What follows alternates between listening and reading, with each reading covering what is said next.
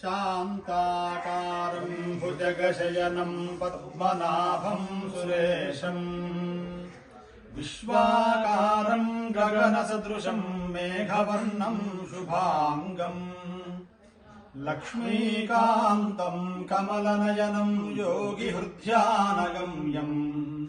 వందే విష్ణుం భవభయహరం సర్వలోకైకనాథం. అందరికీ కూడా వైకుంఠ ఏకాదశి మహోత్సవ శుభాకాంక్షలు.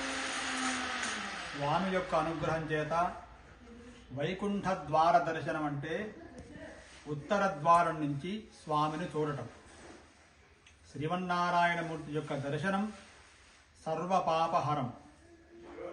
మహాపాపాలు ఏవైతే ఉన్నాయో అన్ని పాపాల నుంచి విముక్తి కలగాలండి అంటే స్వామిని దర్శనం చేయాల్సిందే అట.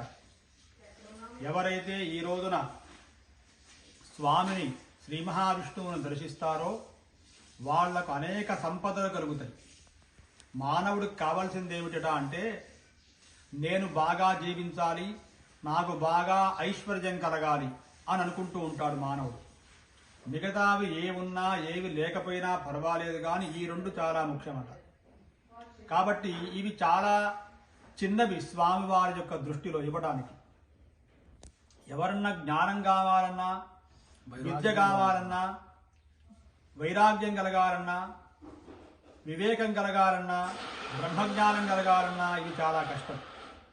అటువంటి స్వామిని ఈ రోజున మనం ఆయన యొక్క దర్శనం చేసి విష్ణు సహస్రనామాన్ని చెప్పి, లక్ష్మీ అష్టోత్తరాన్ని చెప్పి స్వామి యొక్క అనుగ్రహాన్ని పాత్రత్వం కలగడం చేత వైకుంఠ ఏకాదశి మహాత్మ్యం చాలా గొప్పది. శ్రీమద్భాగవతంలో మనకు అంబరీషోపాఖ్యానం ఉంది.